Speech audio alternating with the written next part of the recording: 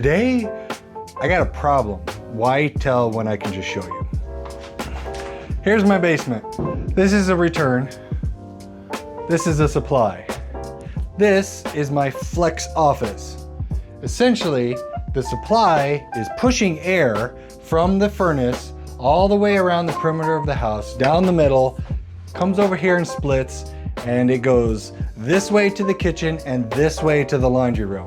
But here's the problem. I was hoping, the return is right behind you, but I was hoping, so the supply is gonna run down all the way over here and it's gonna supply the eating kitchen. Great, good news, that's awesome.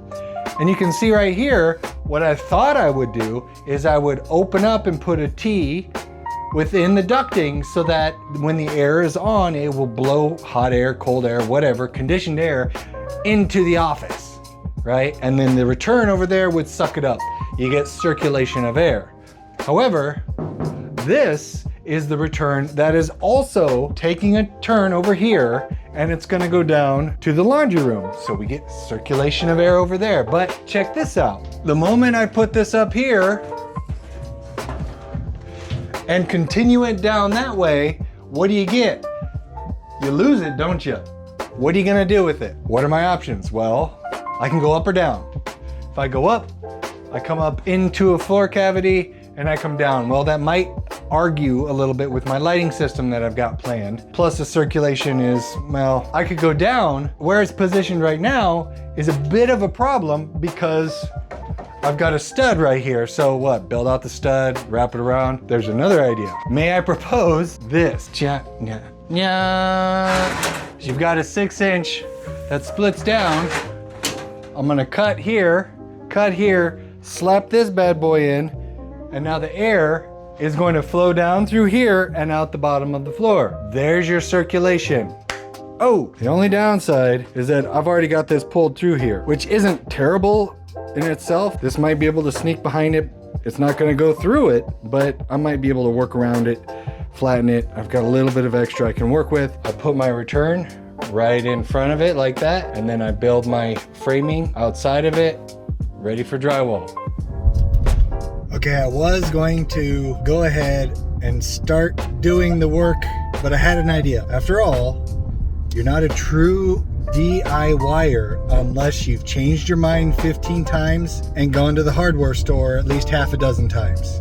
I'll show you what I got. Here's my idea. It's got two parts to it. First part, I decided to change what my transition was going to be between the T and what runs along inside of the stud wall. Before, I was using just a little round boot that was just going to kind of slide down here. But then I realized, hey, they actually make this stuff into the actual shape that can go down. I returned it and I got something that actually fits. It's 3¼ inch by 10 inch. So this guy can now come up in here. The reason that I'm kind of pre-building it before and not building it piece by piece, when I'm taping it, I can actually get all the way around in the tape to make sure it's got a really good seal. There's also something I wanted to show you on the bottom of this. I got to do some cutting and I thought that'd be a really cool learning opportunity. I've got my T. I've got it's a self-tapping or self-piercing sheet metal screw, and then we're just going to drive it into, that's it. Tap one in on either side and then we're going to move on. So we've got our T screwed in to our coupling and into our little vent or whatever you call it. This tape is awesome because it's really sticky, so it will definitely cover it up. The only downside, there is paper on the back side of it, and if you were to tear it right where you need it, it can be quite difficult to re-pick off that piece to continue going. So what I usually like to do, keep the white part of the paper separate from the aluminum and then tear off what I need like that.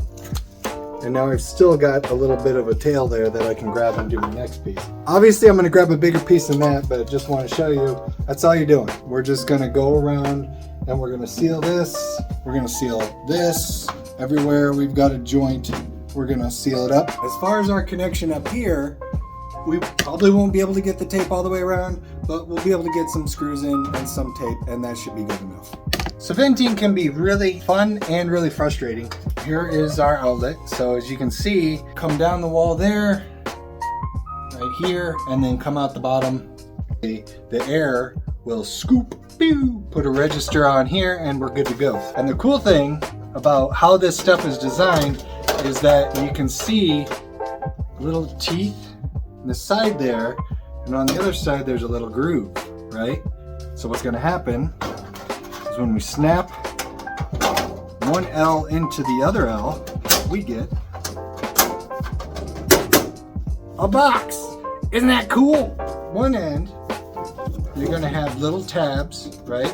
So these guys are gonna fit in to the bottom of your ducting, and the other one is ready to receive. So ideally, this guy is gonna become the bottom, and this guy is gonna slide in and lock in, like the bottom boot is gonna come in and lock in here, right? The only problem is that this guy is far too long and goes past the floor. What we need to do is we need to measure here the distance that's going to slip into there, as well as accounting for this to the bottom of the wood, bottom of the stud, so that this whole size fits what's remaining there. You're going to want to cut this guy and not the guy that's going to clip in. So let's measure and cut.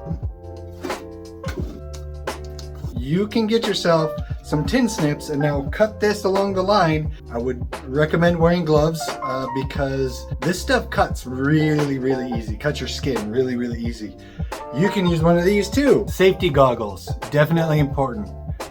See the small tines? Now when you're cutting this, it will want to move around, but once you start your initial cut, it goes like butter. It's so nice.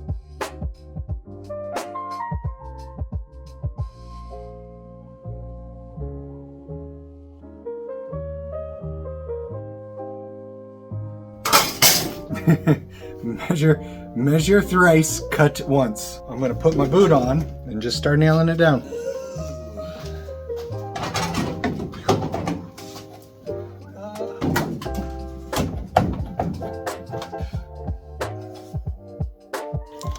There's the bottom.